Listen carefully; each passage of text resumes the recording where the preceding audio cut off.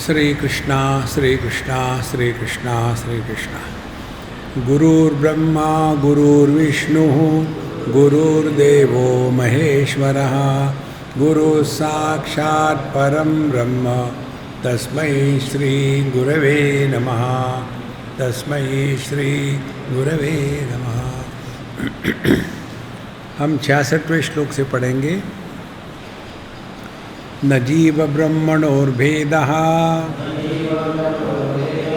पिंड ब्रह्मांड भेदतः व्यष्टे समष्टेरेकत्वात्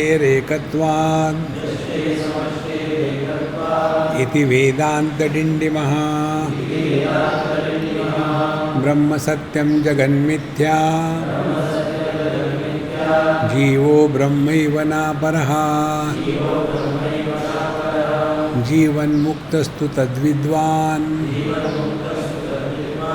इति वेदान्तडिण्डिमः। अनामरूपं सकलं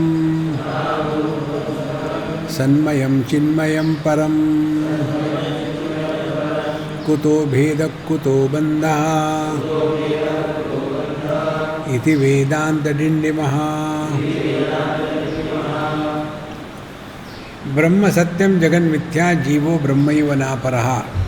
ये जो श्लोक है भगवान शंकराचार्य का है, उसमें वो कहते हैं श्लोकार्धेन प्रवक्ष्यामि यदुक्तम ग्रंथ कोटिभिः।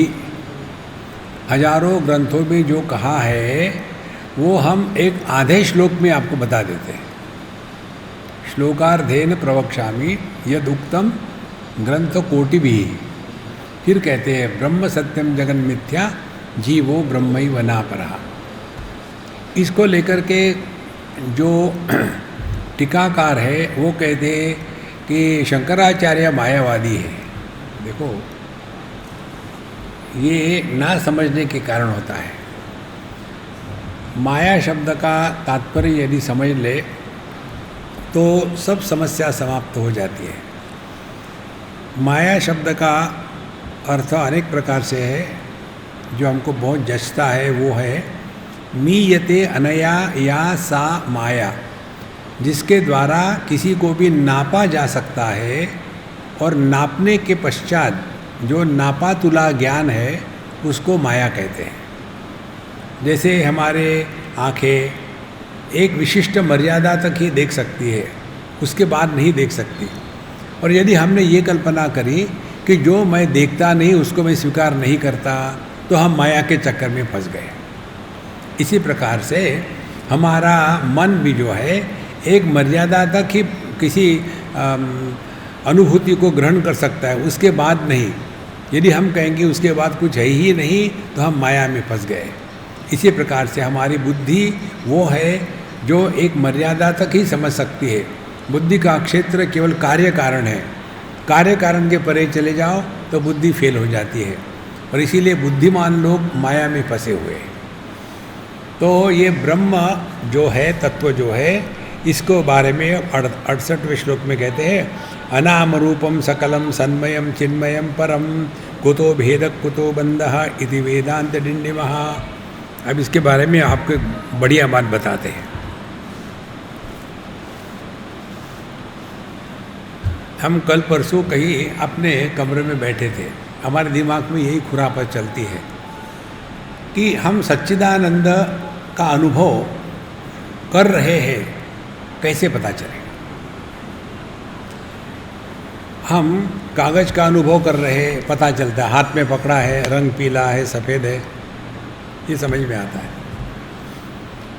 हम हवा का अनुभव कर रहे हैं, फैन चल रहा है और हमारे त्वगेंद्रिय को हवा लग रही है, समझ में आता है। हम गंध का अनुभव कहते हैं, हाँ बढ़िया तड़का लगा है, आज की सब्जी अच्छी दिखती है, समझ में आया। लेकिन ये सच्चिदानंद परमात्मा का हमको अनुभव है, कैसे पता चलेगा? किसको पूछोगे? तो इसी को लेकर के हम बैठे थे। पढ़ तो बहुत लिया है, अब अनुभवी तो होना चाहिए ना। तो चक्कर यही है। तो बैठे बैठे कन्हैयालाल ने ये 3 कीड़े भेज दिए, 3 वायरस। करो कोरोना करके मरो, तीन बात है।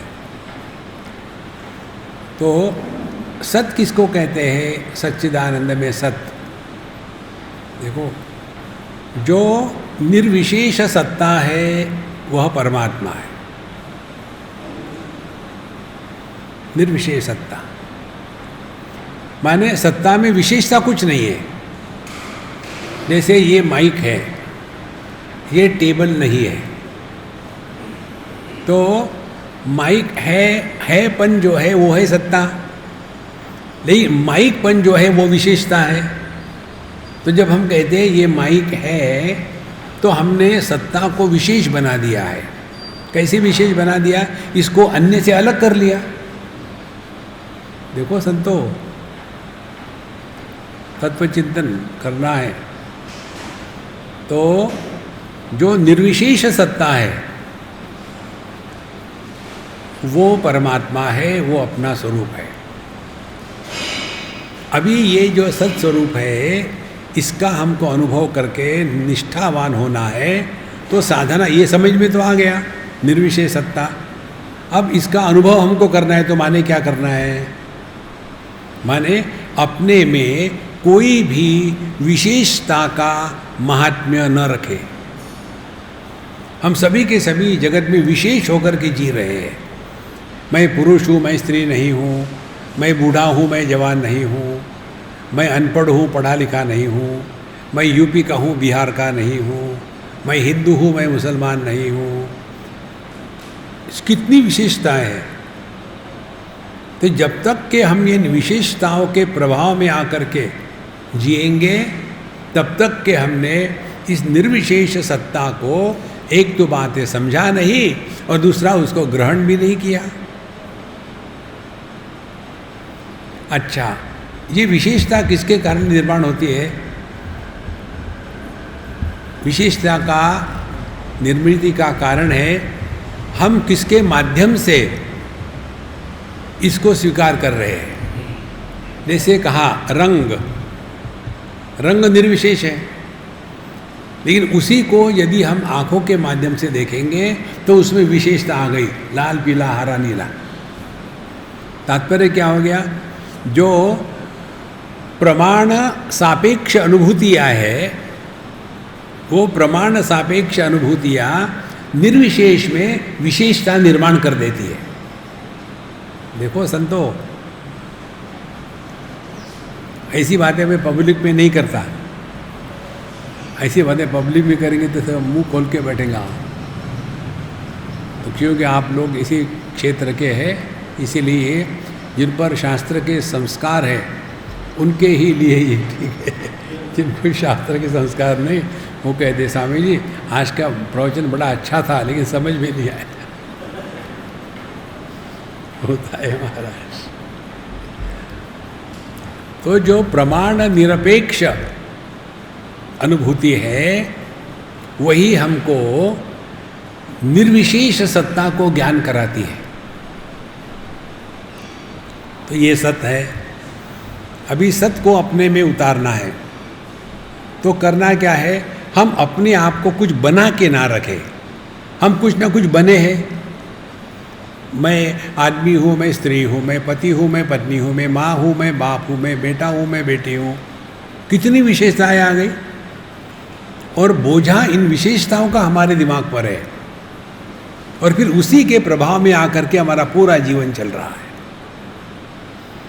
देखो संतो, सत्य की निष्ठा तब होती है जब हम विशेषताओं का त्याग करने के लिए तैयार है। तब कहीं भी विशेषता नहीं, निर्विशेष।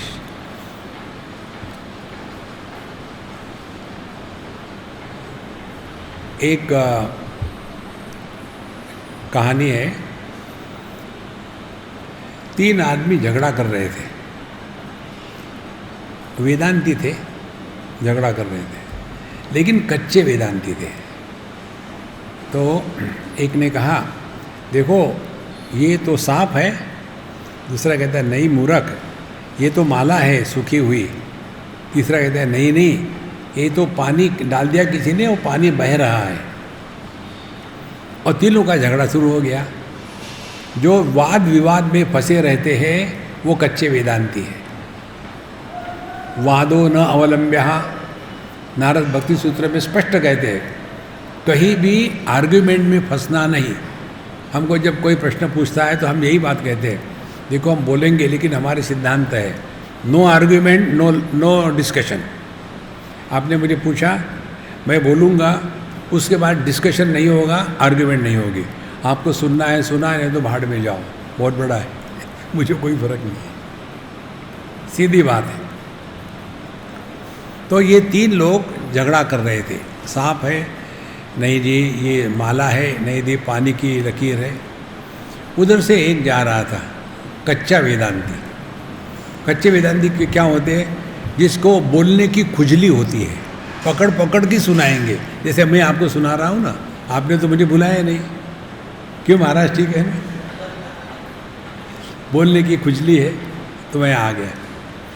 तो वैसे ही एक कच्चे वेदांती होगा, वो जा रहा और उसने कहा भाई क्यों झगड़ा कर रहे हो, अब क्या ज़रूरत थी पूछने की।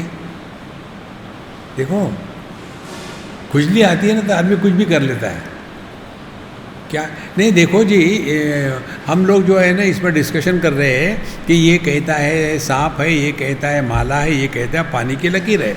अब बताओ क्या सच है। अब इसको पता था कि वो रस्सी है, तो वो क्या बताएगा तीनों को, सांप वाले तुम गलत हो, माला वाले तुम गलत हो, पानी की लकीर वाले तुम गलत हो। तीनों को गलत किया तो क्या कहेंगे, तीनों इकट्ठे हो जाएंगे, इसकी पिटाई करेंगे। बड़ा आया ज्ञानी, सबको गलत बता रहा था। देखो महाराज, इसीलिए निर्विशेष सत्ता, अपने आप को विशेष ना बनावे, सहज सबके साथ। जहां हम अपने आप को विशेष बनाएंगे हम तत्व से भटक गए। फिर हम यदि अपने को विशेष बनाएंगे तो उसका क्या अनुभव होगा, ध्यान से सुनना। उसका अनुभव होगा मान अपमान। हमने अपने आप को बड़े श्रेष्ठ व्यक्ति समझ लिया है और कहीं गए और आपका रिसेप्शन नहीं हुआ प्रॉपरली, तो आ गया गुस्सा। आपको कहा भाई जरा उठो, जरा वो सामान ले आना, समझ क्या रखा है मुझे मालूम नहीं, मैं कौन हूं। देखो महाराज, जहां मान अपमान होता है वहां हमने अपने आप को विशेष समझ के रखा है। भगवद गीता के 6वां अध्याय, ये जो श्लोक है हमको बहुत पसंद है। जितात्मनः प्रशांतस्य परमात्मा समाहितः शीतोष्ण सुख दुखेषु तथा मानापमानयोः। परमात्मा समाहितः, परमात्मा मिल ही गए समझो। 2 कंडीशन है सिर्फ, शीतोष्ण सुख दुखेषु जितात्मनः, जीवन में आने वाले द्वंद्वों के द्वारा जिसके मन में द्वंद्व का तूफान उठता नहीं, बल्कि उसका मन शांत और प्रसन्न रहता है, हर हाल में खुश है, उसको प्रभु मिल गए। और दूसरी बात है मानापमानयोः प्रशांतस्य, मान मिलने के कारण जो फुदकता नहीं और अपमान होने के कारण जो रोता नहीं, उसको प्रभु मिल चुके हैं। ये है निर्विशेष सत्ता। देखो महात्माओं, फिर हम चित्त है, सच्चित आनंद। अब चित्त क्या है, देखो प्रमाण निरपेक्ष अनुभूति को चित्त कहते हैं। किसी भी विषय का, वस्तु का ज्ञान होने के लिए प्रमाण सापेक्ष होता है। एक अंधे आदमी ने कहा, देखो जो मैंने अपने आंखों से देखा है उसने चोरी करी है, लेकिन तुमको तो आंखें तो है नहीं, दिखती तो नहीं हो। कहे नहीं नहीं नहीं मैं जानता हूँ। तो कोई उसके कहने पर विश्वास रखेगा? अंधा आदमी क्या देख सकता है, प्रमाण है ही नहीं। तो ऐसा कौन सा अनुभव है कि जिसमें प्रमाण की अपेक्षा नहीं है?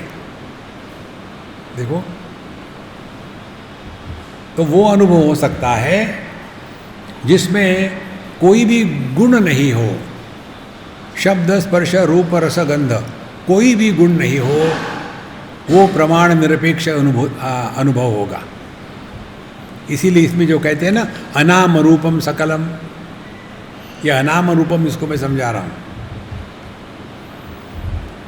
देखो, जगत का वर्णन होता है नाम रूप से। बिना नाम रूप के आप कुछ किसी भी चीज का वर्णन करके दिखाओ। देखो, और पूरा संसार क्या है? यही नाम रूप है। देखो संतो, तो जो प्रमाण निरपेक्ष अनुभूति है तो क्या होगा? सभी के सभी 5 विषय जो है शब्द स्पर्श रूप रसगंध, इसका त्याग कर दिया, क्योंकि परमात्मा में अनुभव में एक भी गुण नहीं है। फिर उसमें सुख दुख नहीं है, तो मन की पहुंच नहीं है वहाँ। और सबसे महत्व की बात, हमारा स्वरूप कोई कंसेप्ट नहीं है। देखो, जैसे एक उदाहरण बताया आपको, ये बात अमेरिका में हुई थी। हम किसी यूनिवर्सिटी में थे, लेक्चर हो गया हमारा। लेक्चर के बाद वहाँ के प्रोफेसर हमको कहते, मिस्टर स्वामी, हाँ जी, आपने ये सभी कंसेप्ट बहुत अच्छे सिखाए, बहुत अच्छे बताए। तो हमने कहा, माफ़ करना महाराज, हमने कंसेप्ट नहीं बताए,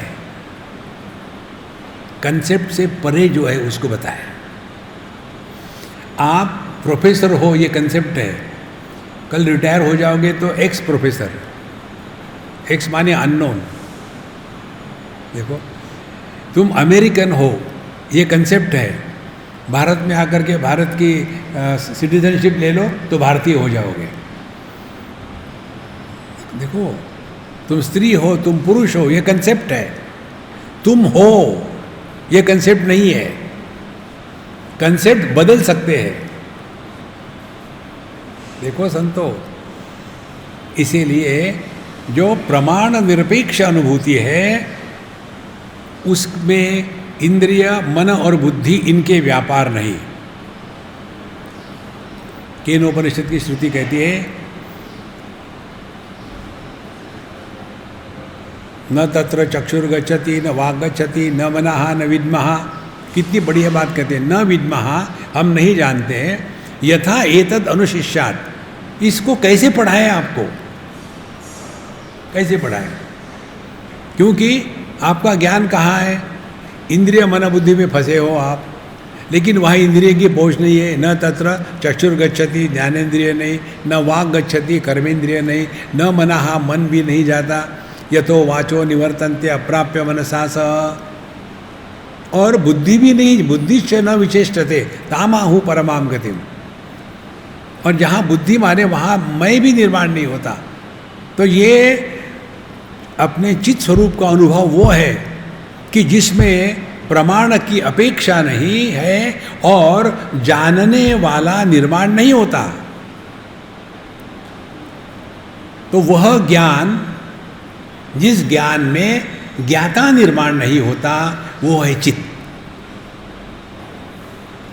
देखो, बाकी कोई भी ज्ञान ले लो आप, हर एक ज्ञान में जो त्रिपुटी रूप ज्ञान है उसमें ज्ञाता ज्ञान ज्ञेय यह भेद बना रहेगा। तो चित्त स्वरूप का तात्पर्य क्या हो गया?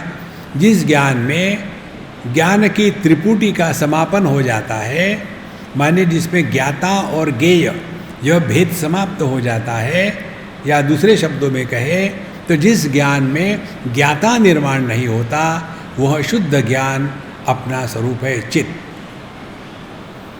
भगवान शंकराचार्य के ग्रंथ में लिखते हैं, चित्तम चिच्च विजानीयात् तकार रहितम यदा तकारो विषयाध्यासः जपा रागव यथा मणौ। चित्त जो है वो चित्त ही है। चित्तम चित्त विजानीयात्, चित्त यानी मन, ये चैतन्य ही है। ठीक से समझो। कब? तकार रहितम यदा। अब चित्त शब्द को लिखो तो चाहिए रस्व मात्रा, आधा त और पूरा त। तो तकार क्या है? तकारो विषयाध्यास, यह विषयों का अध्यास है, वास्तविकता नहीं है। माने यदि विषयों को निकाल डालो तो क्या अध्यास है? जपा रागव यथा मणो, यदि कोई कांच की गिलास हो, उसमें पानी रखा हो और वो ग्लास एक आध लाल टेबल क्लॉथ पर रखा हो, तो ऐसे दिखता है कि गिलास भी लाल है और पानी भी लाल है, लेकिन होता नहीं। तो क्या है, वो विषयाध्यास है। इसीलिए तकारो विषयाध्यास जपा राघव यथामणौ। धीरे धीरे ये बातें जब समझ में आती है ना, तो हम चित्त स्वरूप है, इसका अनुभव कैसा होगा, ध्यान से सुनना।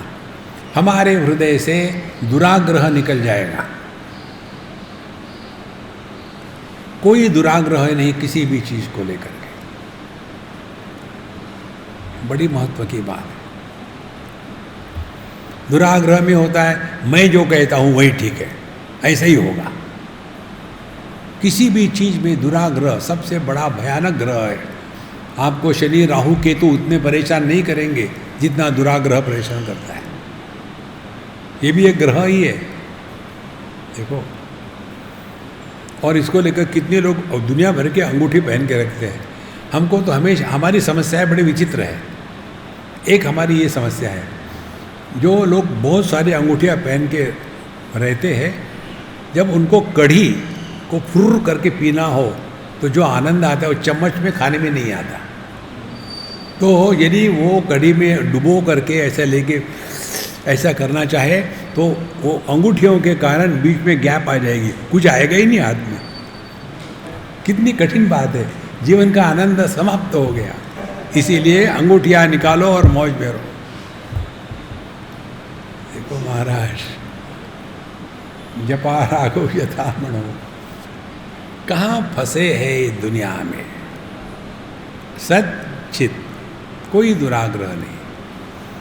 कोई गधा किसी गधे को घोड़ा कहता है, तो ऐसे गधे के साथ अपना सर पटक करके क्यों घोड़े बने, दूर रहो। हाँ जी ठीक है। ये बात हमने एक सज्जन से सीखी, बहुत अच्छी बात है। वो हमारे ड्राइवर थे, कहाँ, हिमाचल प्रदेश में। उनकी, उसका नाम था तेज सिंह, मुझे याद है उसका, या जवान लड़का था। और उसको कुछ कहो तो सुनने के पहले ही हाँ हाँ कह देता था। समझे, हो जाएगा, क्या हो जाएगा, तो क्या फर्क पड़ता है। उस दिन मुझे इतनी खुशी हुई कि असली ज्ञानी वो है, डिस्कशन करने का, हाँ हाँ हो जाएगा। अब उसको पता ही नहीं क्या होना है। नहीं तो खामो खाम आर्ग्यूमेंट, लॉजिक, रीजन, कोई ज़रूरत नहीं। सत और चित हो गया तो हम सच्चित है, रूपम अनामम। अब आनंद आता है। आनंद किसको कहेंगे, देखो, द्वैत के अभाव को आनंद कहते हैं। यह आपको जो परिभाषा बता रहे पुस्तकों की नहीं है महाराज, ये देखना मत। खंडन खंड खाद्य में चले जाओ, कहाँ गया कहाँ गया, वहाँ आपको रसगुल्ले मिलेंगे और कुछ नहीं मिलेगा। दृश्य है रसगुल्ला, और दृश्य का अनुभव करने वाली है रसना। तो दृष्टा और दृश्य अलग अलग है, तो दुख है। और जब यह दृष्टा और दृश्य ये एक हो गए, रसगुल्ले को उठाया, अपने रसना पर प्राण प्रतिष्ठा करी और मुंह को बंद किया, आंखें बंद करी, वो जो अनुभव है वो किसका अनुभव है, रसगुल्ले का अनुभव नहीं है, वो द्वैत के अभाव का अनुभव है। ज्ञानी पुरुषों में और हम जैसे अज्ञानियों में यही फर्क है। अज्ञानी पुरुष जब रसगुल्ले को खाता है तो सोचता है आनंद रसगुल्ले से आ रहा है। ज्ञानी पुरुष जानता है कि अपने ही आनंद की थोड़ी बौछार उस रसगुल्ले पर डाली थी। कितना फर्क है देखो, अनुभव वही है। उस अनुभव से हम सीखा क्या, तो जब वो वस्तु की अपेक्षा थी, वस्तु नहीं मिली, तो उसका प्रभाव मन में विक्षेप। जो वस्तु मिली, मन के विक्षेप शांत हो गए, माने द्वैत खत्म हो गया। जहां द्वैत खत्म हो गया वही आनंद है। देखो, और ये अनंत है। अगले बार आप ये एक्सपेरिमेंट करके देखना। समझो आपको लस्सी अच्छी लगती है, तो आपने जो भी आपकी स्पेशल लस्सी होगी वो बहुत दिनों के बाद आप पी रहे, मज़ा आ गया, फिर उसको मत पीना। फिर 1 महीने के बाद फिर उसको पीना। इस पर दूसरी बार भी फिर आनंद आया, तो ये 2 आनंदों का कंपैरिजन करना, क्या ये अलग अलग है कि एक ही है? देखो, जिस आनंद में ग्रेडेशन नहीं होता उसको अनंत आनंद कहते हैं। तैत्तिरीय उपनिषद में आनंद मीमांसा आती है, उसमें बताते हैं ना, एक कोई जवान हो, वो बहुत स्वस्थ हो, उसको कोई रोग राग नहीं है, पूर्ण पृथ्वी का मालिक हो, बड़ा राजा हो, उसको इंटेलिजेंट और सुंदर पत्नी हो, कल्पना ही है, वास्तविक 2 बातें कभी जाती नहीं साथ में, और इसलिए वहाँ कुछ भी समस्या नहीं है।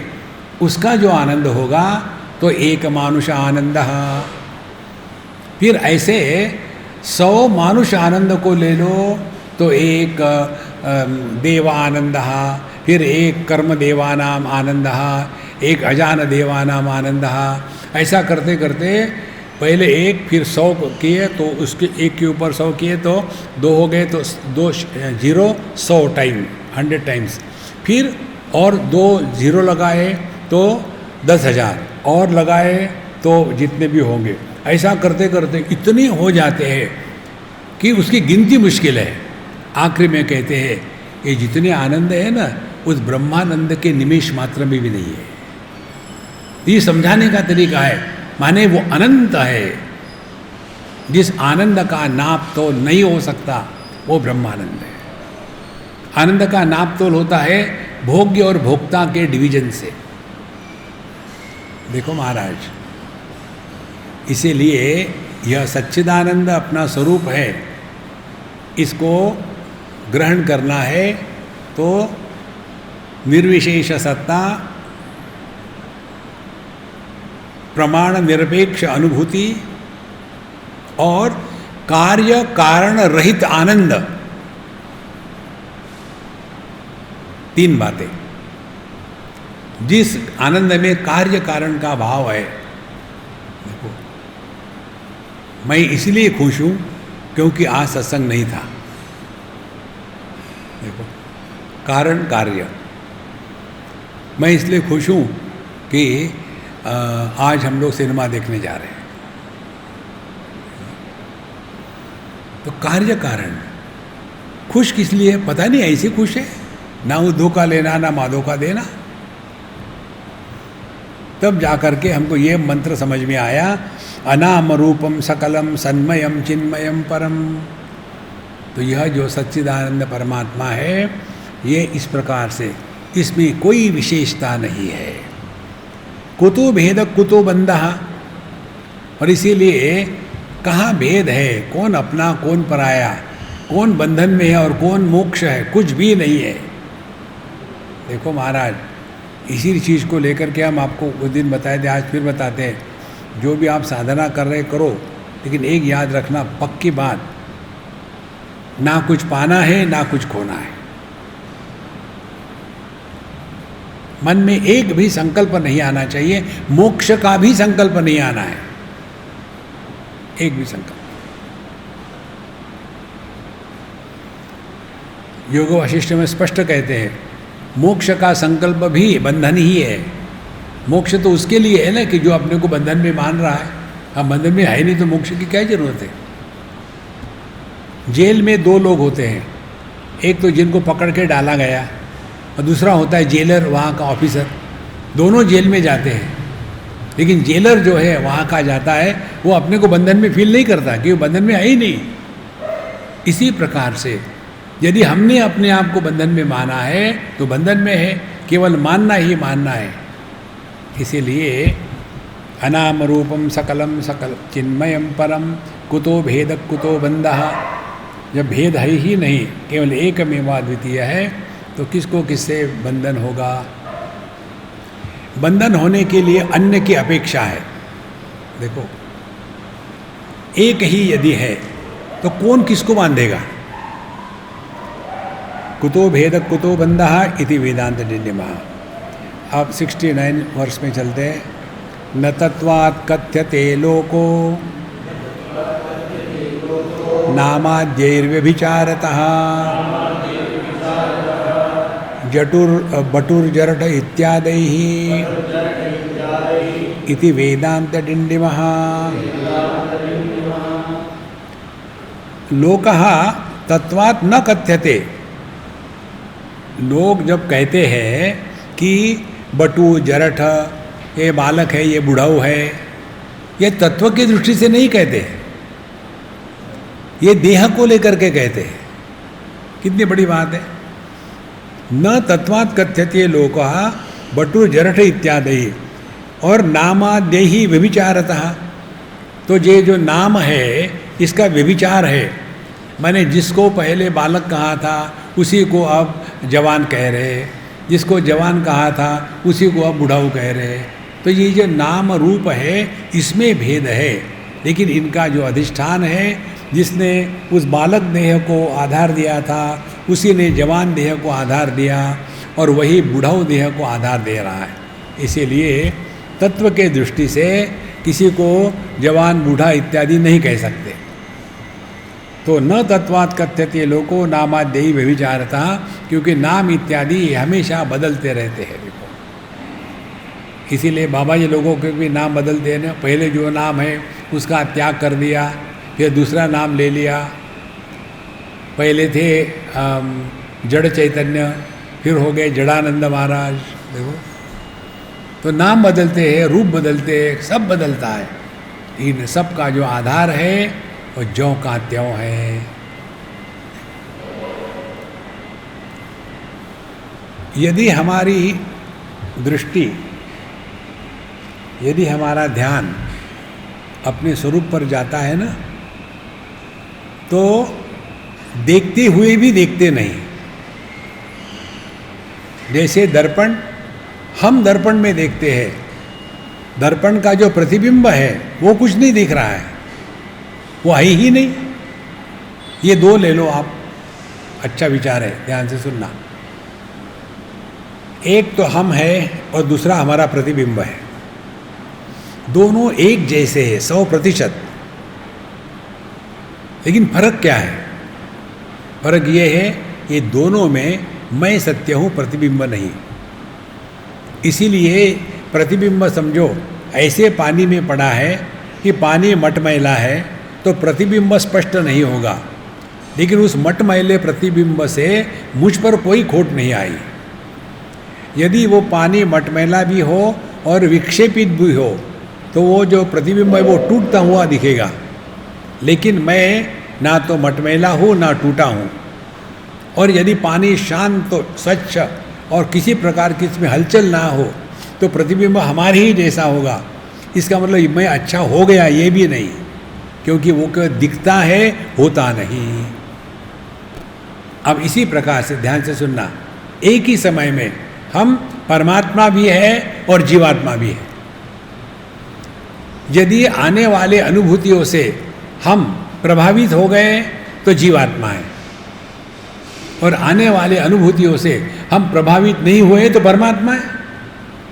अब इससे और सिंपल क्या चाहिए बताओ? तो क्या साधना करनी है? जगत में ऐसे रहो कि जगत की एक बात हमको ना छुए। और इसके लिए हमने साधना जो बताई है, देखो, सुनो, बोलो मत, बड़ी साधना है ये। हमको कॉम्प्लिकेटेड साधना अच्छी लगती है। गंगा जी में गले तक के अपने आप को डुबो के रखो दिसंबर के महीने में, हाथ ऊपर करो, हाथ में माला लेकर के रुद्राक्ष की, और मृत्युंजय का 1008 बार जप करो। ओम त्र्यंबकम यजामहे। ऐसे करेंगे हम, बताएं आपको, आप करेंगे ऐसे। लेकिन ये जो बताया है कि जीवन में आने वाले सुख दुख के द्वारा प्रभावित नहीं होना, हाँ, ये बड़ा कठिन है महाराज। आदत है ना पुरानी। देखो, साधना करते नहीं, साधना होती है, हमारी उम्र बढ़ती है, हम बढ़ाते नहीं। एक बार किसी कॉलेज में हमको पूछा, बच्चे लोग कुछ ना कुछ पूछते, स्वामी जी आपने दाढ़ी कैसे बढ़ाई? हमने कहा it is an act of omission, मैंने कुछ किया नहीं, जब कुछ किया नहीं तो अपने आप बढ़ गई। इसी प्रकार से साधना करो मत, साधना होने दो। और क्या होने देना है? जीवन में आने वाले किसी भी अनुभूति से हमको प्रभावित नहीं होना। दुखेषु अनुद्विग्न वनाः सुखेषु विगत स्पृहः वीतराग भय क्रोधः स्थितधि ही मुनि उच्यते। अपने मन के संतुलन को बनाए रखना, यही अपना ध्यान रहे। देखो, इसीलिए न तत्वात् कथ्यते लोको नामाद्यै व्यभिचारतः बटु जरठ इत्यादि इति वेदांत डिंडिमः। तो कोई हमको कहे तो कहने दो, वो उपाधि को कह रहा है, अपने को नहीं कह रहा है, क्योंकि वो अपने को जानता ही नहीं। एक महात्मा जी को किसी ने कहा कि देखो महाराज जी, वो आपको गाली दे रहा है। तो महात्मा जी ने सुन लिया, चुप बैठे। बोले आप कुछ कहोगे नहीं उसको? बोले देखो, यदि वो मुझे देह समझ करके गाली दे रहा है तो मैं भी वही कहता हूँ, अत्यंत मलिनो देहा देही चात्यंत निर्मलः असंगोहमिति ज्ञात्वा शौचमेतत् प्रचक्षते। तो मुझे वो गंदा कहता है देह समझ करके, तो मैं भी यही कहता हूँ कि देह अत्यंत मलिना देहा। तो वो तो मेरा एग्रीमेंट है, तो कहाँ झगड़े करने की बात है? और यदि वो मुझे आत्मा समझ करके गाली दे रहा है, उसकी मेरी आत्मा अलग है नहीं, हर एक को अपने साथ कुछ भी करने का अधिकार है। देखो विचार करने की प्रक्रिया। नहीं तो किसी ने हमको गधा कहा, गुस्सा कर गए। किसी ने गधा कहा गुस्सा करो, उसको कहो कि देखो मुझे अंडर एस्टिमेट मत करना, तुमको मालूम नहीं मैं महागधा हूँ।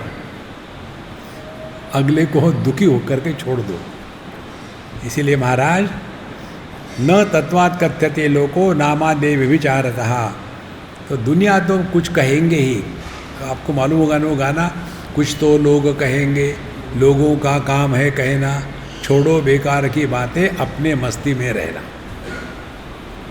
आप कुछ भी करो जगत में, कोई ना कोई कुछ ना कुछ कहेगा ही। भगवान को नहीं छोड़ा, आपको हमको छोड़ेंगे? अच्छा महाराज, 70वां श्लोक, नाम रूपात्मकं विश्वम इंद्रजालम विदुर्बुधाः अनामत्वात् अयुक्तत्वात् इति वेदांत डिंडिमः। न तत्वात् कथ्यते लोकः, नहीं, नाम रूपात्मकं विश्वम इदम इंद्रजालम विदुर्बुधा। नाम रूपात्मकम विश्वम इंद्रजालम। इंद्रजाल क्या होता है? ये जादू का जो शो होता है, दिखता है सब कुछ हो रहा है लेकिन हो कुछ नहीं रहा। इसीलिए जीवन की सभी समस्याओं का समाधान आपको चाहिए तो केवल 2 शब्दों को अपने हृदय में रख लो, 2 शब्द, जीवन या दुनिया, या तो रामलीला है या कृष्ण लीला है। लीला में सब कुछ दिखता है, होता कुछ नहीं। देखो आप लोग तो रामायणी हो, रामायण में एक प्रसंग आता है, सती जी को भ्रम हो गया कि भगवान राम साधारण मनुष्य है, यह अवतारी नहीं है। तो असली कथा क्या है? जब चित्रकूट में रहने का उनका टाइम हो गया, 14 साल में 13 साल बाहर है, मौज में, कोई समस्या ही नहीं, आनंद में रहे। फिर निकलते समय उन्होंने कहा सीता जी को, देखो तुम अपना जो ओरिजिनल फॉर्म है उसको अग्नि में छिपा के रख दो, क्योंकि रूप का कारण अग्नि है। तो सीता जी ने अग्नि में अपने रूप को छुपा के रख दिया और वहाँ से एक जीरोक्स कॉपी बाहर निकाल के ले आए और आगे चले रघुराई, पीछे बीच में सीता जी, पीछे लक्ष्मण जी। अब वो जीरोक्स कॉपी है, ये केवल भगवान राम को और सीता माता को पता था, लक्ष्मण जी को भी पता नहीं था। और जिस सीता जी को उठा के ले गया रावण, वो जीरोक्स कॉपी थी, उसको भी पता नहीं था। सब कुछ होने के बाद जब वापस आए तो फिर वहाँ क्या कहे, अच्छा जीरोक्स कॉपी को जला दो, ओरिजिनल बाहर आ जाओ, अग्नि परीक्षा हो गई। ये सब नाटक चल रहा था, कुछ भी नहीं हुआ। लेकिन भगवान राम ने कैसा विलाप किया, हे सीते कहाँ हो, तुम्हारे सिवा मैं नहीं जी सकता। 100% नाटक था। देखो भगवान कृष्ण का जीवन ले लो, जिसको ये मालूम था, 11वें अध्याय में भगवान कहते कि जितने ये और भीष्म, द्रोण, जयद्रथ सभी के सभी को वो खा रहे हैं, उनको मालूम था कि ये सब ऐसा होने वाला है, लेकिन कैसा नाटक कर रहे थे। अभी हम लोग क्या कर रहे हैं, नाटक ही तो कर रहे, सुन रहे हैं, नाटक है। देखो संतो, जिस दिन आप इस सिद्धांत को पकड़ लो, ये जगत जो है ये भगवान की लीला है, और ये लीला में हर चीज की आवश्यकता है। आप रामायण को एडिट करो, रामायण में से वनवास और सीता का हरण, इन विषयों को एडिट करके निकाल दो, और एडिटेड रामायण, जिस रामायण में ये भाग नहीं है, तो क्या पढ़ोगे रामायण। राम एक अच्छे पुत्र थे और उन्होंने अपने छोटे भाइयों के साथ हमेशा प्रेम से रहे, किसी से झगड़ा नहीं किया। 11,000 साल उन्होंने राज्य किया और फिर वो यहाँ से चले गए। कोई मज़ा आया? मज़ा आता है जब गब्बर सिंह आ गया, रावण आ गया, आहा अब मज़ा आया। नहीं तो जीवन ऐसा हो जाता है, ब्रेकफास्ट के लिए सैंडविच, लंच के लिए सैंडविच, डिनर के लिए सैंडविच, ये कोई खाना है? जीवन में विविधता अत्यंत आवश्यक है। थोड़े गम है, थोड़ी खुशियाँ, तब जीवन का आनंद है। जब ये ज्ञान के साथ आप चलो, तब आप वेदांत की साधना कर रहे हो। नहीं तो ऐसे गंभीर हो जाते हैं कि मानो सत्संग के बाद सूली पर चढ़ना है।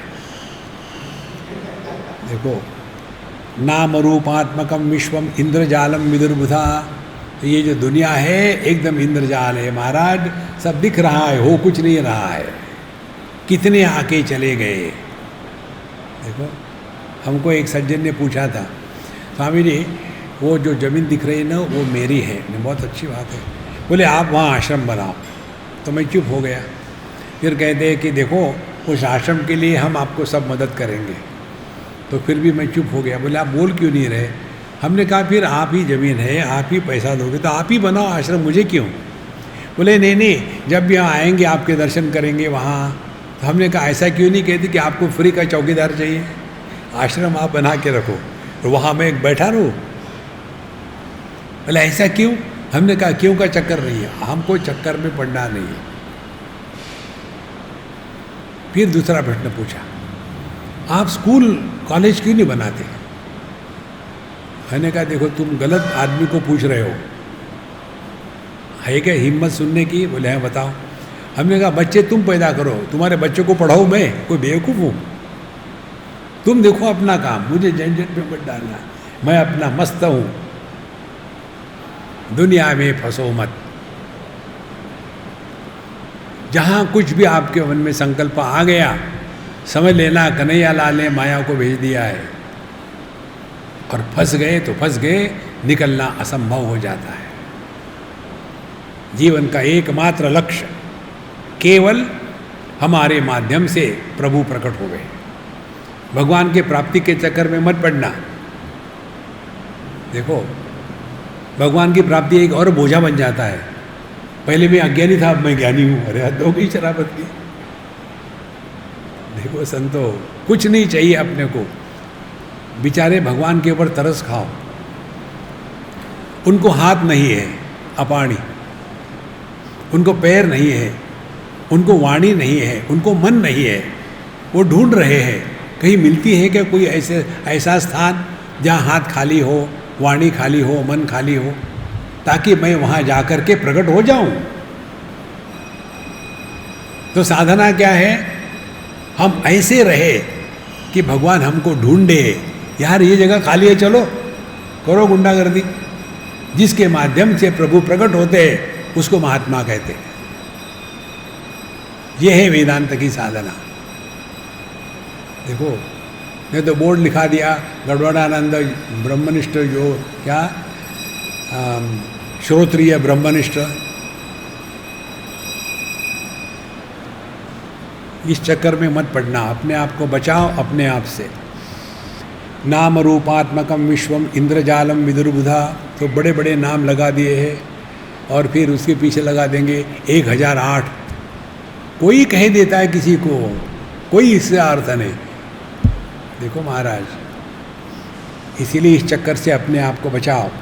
नाम रूपात्मकम विश्वम इंद्रजालम, ये केवल जादू का तमाशा चल रहा है।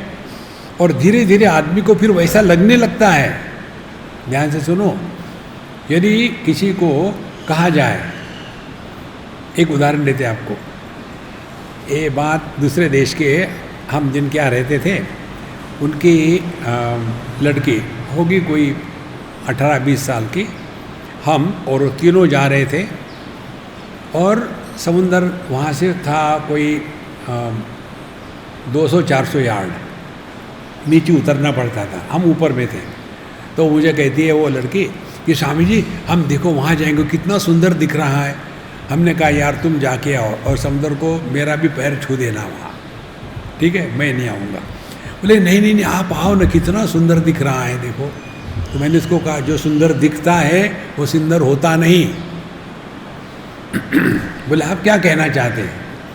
हमने कहा मैं वही कहना चाहते हूँ, जो सुंदर दिखता है वो सुंदर होता नहीं। माने क्या? माने कहा जैसा तुम सुंदर दिखती हो ऐसा उसको मैंने कहा, तुम सुंदर दिखती हो माने सुंदर नहीं हो। उसके बाद 3 दिन तक मेरे से बात नहीं करी उसने। बचपन से ये माँ बाप अपने बच्चों को सिखा देते हैं, ओ मेरी प्यारी बेटी कितनी सुंदर है, कितनी है। और बेवकूफ़ कबूतर सोचने लगती है कि मैं सुंदर हूँ। ये सब भ्रांति है महाराज। किसी ने कह दिया आपको आप बड़े महात्मा है और हो गए बड़े, यार मैं बड़ा हूँ। देखो, जिसमें बड़प्पन छोटापन है वो प्रकृति है। परमात्मा बड़ा भी नहीं होता और छोटा भी नहीं होता। पकड़ के रखो इस तत्व को, तब पता चलेगा। नाम रूपात्मकम विश्वम इंद्रजालम विदुर्बुधा अनात्मत्वात् अयुक्तत्वात् इति वेदांत डिन्निमा। क्योंकि यह नाम रूपात्मक जगत क्या है? अनात्मत्वात् अयुक्तत्वात्, यह आत्मा नहीं है और ये योग्य भी नहीं है। किसी का कोई नाम बीम कुछ नहीं है। अनाम रूपम, जहाँ नाम रूप का महात्म्य है वो संसार है, जहाँ नाम रूप का महात्म्य नहीं है वह परमात्मा है। हमको नाम रूप में रहते हुए ही नाम रूप के परे जाना है। जगत में व्यवहार करना है तो सब कहना पड़ता है, नहीं तो जगत में व्यवहार करते समय आप वेदांती बनो तो एकदम मुश्किल हो जाएगी। आप कहीं गए काउंटर पर, उसने पूछा, वहाँ के काउंटर के लोग ने, हाँ तुम्हारा नाम क्या है? नाम रूप मिथ्या। देखो, फिर उसने पूछा आपके डेट ऑफ बर्थ क्या है? कौन पैदा हुआ? अजोपी सन 90 आत्मा। वो कहेगा इसको पागल करने में ले जाओ। जगत में व्यवहार करते समय व्यावहारिक ही रहना है, लेकिन हमारी निष्ठा अपने स्वरूप में हो, नहीं तो एबनॉर्मल हो जाते हैं लोग। देखो, इसीलिए नाम रूपात्मकम विश्वम इंद्रजालम विदुर्बुधा अनामत्वात् अयुक्तत्वात् इति वेदांत डिन्निमा। 71 अभेद दर्शनम मोक्षः संसारो भेद दर्शनम सर्ववेदांत सिद्धांत इति वेदांत डिन्निमः। अभेद दर्शनम मोक्षः। देखो, जिस ज्ञान में, जिस दर्शन में भेद का प्रतिपादन नहीं होता, भेद का समर्थन नहीं होता, वह दर्शन सत्य है। जिसमें भेद का प्रतिपादन और भेद का समर्थन होता है, वह अज्ञान का क्षेत्र है। देखो, क्योंकि उसमें नाम रूप को महत्व दिया है। अब देखो कैसा है, हम लोग अनेक हैं, कितने कारण है इसके पीछे, कुछ जड़ है, कुछ चेतन है। फिर चेतन ले लो, उसमें कुछ पुरुष है, कुछ स्त्री है, कुछ बड़े हैं, कुछ छोटे हैं, भेद। कोई पढ़े लिखे है, कोई अनपढ़ है, भेद हो गया। कोई समझदार है, कोई ना समझ है, भेद हो गए। माने जहाँ जहाँ अनेकता है, वहाँ वहाँ भेद और राग द्वेष स्वाभाविक है। एक बहुत बड़ा सिद्धांत आपको बताते हैं, ग्रहण करना उसको ठीक से। औपाधिक अनेकता मिथ्या होती है, ये सिद्धांत। आकाश, स्पेस, इस पर सूर्य और पृथ्वी, इनके संबंध की उपाधि चढ़ा दो तो क्या निर्माण होगा? पूर्व, पश्चिम, उत्तर, दक्षिण, नैऋत्य, वायव्य, आग्नेय इत्यादि, और ऊपर नीचे 10 दिशा निर्माण हो गई। कैसी निर्माण हो गई? क्योंकि आकाश पर सूर्योदय की उपाधि चढ़ा दी। तो सत्य क्या है? पूर्व पश्चिम सत्य है कि आकाश सत्य है? देखो कितनी बड़ी बात है। एक ही आदमी, उस पर 3 उपाधियाँ चढ़ा दी, पिता की, पत्नी की और पुत्र की, तो वो 3 बन गया, पुत्र, पति और पिता। तो क्या वो 3 हो गया? लेकिन दुखी होने वाले कौन है? ये औपाधिक अनेकता जो है, यही दुख का कारण है। इसको स्पष्ट समझ ले। एक संप्रदाय है, आप जानते होंगे,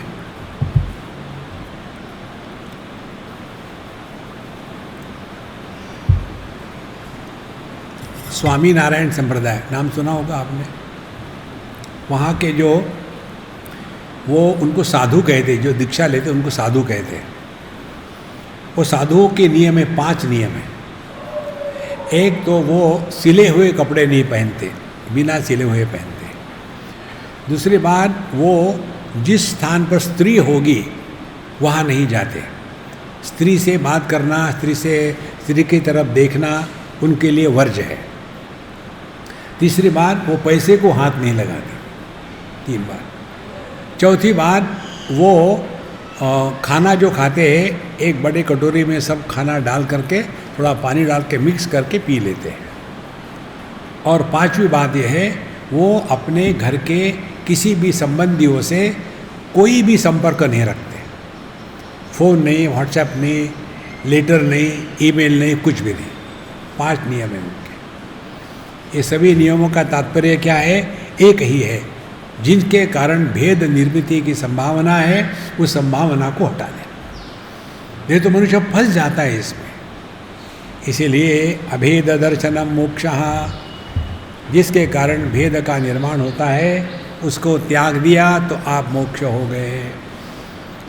इसको प्रैक्टिस करने के लिए एक ही संभावना है, अपने बारे में, अपने भूतकाल के बारे में, अपने किसी चीज़ के बारे में कभी भी डिस्कशन, आर्ग्यूमेंट, लॉजिक कभी नहीं करना, कोई आवश्यकता नहीं। अभेद दर्शन मोक्षः, फिर आप अपने आप से बच गए। सबसे बड़ा जो चक्कर है, हम अपने आप के ही बड़े दुश्मन हैं। अभेद दर्शनम मोक्षः। संसारो संसारो भेद दर्शनम। और जहाँ जहाँ हमने अनेकता को महत्व दिया है, वहाँ से संसार शुरू हो गया। तू मैं तू, मैं और मोर तोर तय माया, सीधा जो कहते हैं वो यही है। संसारो भेद दर्शनम सर्व वेदांत सिद्धांत इति वेदांत डिंडिमः। जिसके कारण भेद का प्रतिपादन होता है, उसको डिस्कस ना करें। ना संप्रदाय, ना जाति, ना धर्म, ना उपलब्धियाँ, किसी भी चीज़ को। तब देखो जीवन में कितना आनंद आता है। आगे चलते हैं। 72वां श्लोक। न मताभिनिवेशित्वात् न भाषावेशमात्रतः मुक्तिर्विज्ञात्मविज्ञानात् इति वेदान्तनिन्दिमः।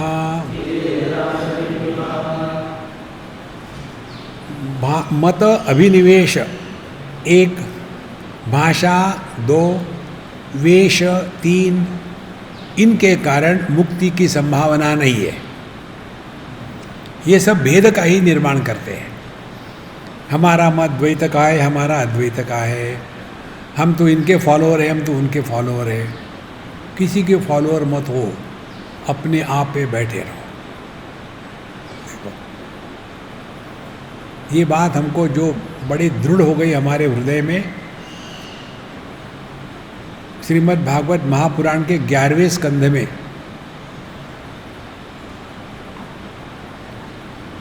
एक अवधूत की कथा आती है, और वो अवधूत थे भगवान दत्तात्रेय। और उसमें उनको पूछा जाता है कि यह आपने कहाँ से प्राप्त किया, तो कहते हैं अपने गुरुओं से। और फिर वो अपने गुरु गिनाते हैं, 2 दर्जन 24 गुरु गिनाते, 24 गुरु की कथा आती है उसमें। किसी ने उनको आकर के कहा नहीं कि तुम ये करो, ना तो ये किसी के पास गए और कहा कि मुझे शिष्य बनाओ। ध्यान से सुनना। तो फिर वो कहते हैं कि मैंने आकाश से ये सीखा, वायु से ये सीखा, अग्नि से ये सीखा, पानी से ये सीखा, पृथ्वी से ये सीखा। तो इसका मतलब क्या हो गया? गुरु कौन है फिर? गुरु हमको अपने अनुभूतियों से सीखने की जो क्षमता है वो है गुरु। और ये क्षमता सब में सामान्य है, और सामान्य जो है वही सत्य है, जो असामान्य है वो सत्य नहीं है। और इसीलिए सद्गुरु केवल एक मात्र है। देखो, और वो सद्गुरु हमारे हृदय में है, और वही है हमारी सीखने की क्षमता। और सीखने की क्षमता कब आती है? जब हमारा अंतःकरण शुद्ध हो, पवित्र हो। जब अंतःकरण में राग द्वेष काम क्रोध भरा हुआ है, तब हम सीखते नहीं, तब हम रिएक्शन करते हैं जगत में, क्योंकि मन शुद्ध पवित्र नहीं है। इसीलिए यहाँ कहते हैं इसी मत अभिनिवेश। उसके बाद भाषा, जैसे जो संस्कृत पढ़ते हैं, संस्कृत का अभिमान इतना होता है, किसी भी भाषा का। संस्कृत का हम उदाहरण ले रहे हैं क्योंकि आप सभी संस्कृत के विद्यार्थी हैं। ये बात हुई थी एक बार, अमेरिका की बात है। किसी मंदिर में हमारा सत्संग हो गया, और फिर हम लोग डिनर कर रहे थे, सभी लोग इकट्ठे आ गए। उसमें एक कर्नाटक के एक सज्जन आए जो संस्कृत भारती के प्रचारक थे शायद। आकर के हमसे बात करने लग गए। अब वहाँ काफ़ी लोग अपने सब हिंदुस्तानी थे, कोई अंग्रेज़ भी थे, तो हो गए कोई 200-400 लोग, और सभी लोग खाने को आए थे मेनली। मैं भी खाने को गया था। तो वहाँ ये आ गए, हमको नमस्कार किया संस्कृत में, और संस्कृत में वार्तालाप शुरू कर दिया, और बाकी के लोग भी देख रहे हैं। वो संस्कृत में बोलते, हम अंग्रेजी में उत्तर देते। 1 बार हो गया, 2 बार हो गया, 3 बार हो गया। फिर उन्होंने कहा कि आप संस्कृत में क्यों नहीं बोलते? मैंने कहा मुझे संस्कृत आती ही नहीं। बोले फिर आप कैसे ये समझ रहे हैं मैं ये बोल रहा हूँ? हमने कहा ये तो हरी इच्छा है। बोले ऐसा क्यों? हमने कहा मुझे बताओ, यहाँ जितने लोग हैं किसको आती है क्या संस्कृत? नहीं आती। हम दोनों संस्कृत बोल करके क्या सिद्ध करना चाहते हैं? हम आपसे श्रेष्ठ हैं क्योंकि हमको संस्कृत आती है? यह अध्यात्म है। देखो, पानी तेरा रंग कैसा, जिसमें मिलाया वैसा। हमको सबके साथ एक होना है, अलग होना नहीं है। निर्विशेष सत्ता जो हम आपको बता रहे हैं, नहीं तो व्यक्ति फंस जाता है इसमें। भगवान शंकराचार्य ने स्पष्ट कहा है, संप्राप्ते सन्निहिते काले नहीं नहीं रक्षते डुक्रुं करणे। डुक्रुं करणे संस्कृत भाषा। जब मृत्यु आती है तब ये कहोगे क्या कि जलम आनय, अरे पानी ला यार, नहीं संस्कृत में बोलो तो मिलेगा, नहीं तो मिलेगा। देखो संतो, भाषा विचारों के आदान प्रदान का एक माध्यम है। संस्कृत भाषा बहुत अच्छी है, उसमें कोई डाउट नहीं, लेकिन उसमें दुराग्रह करना यह अध्यात्म नहीं है।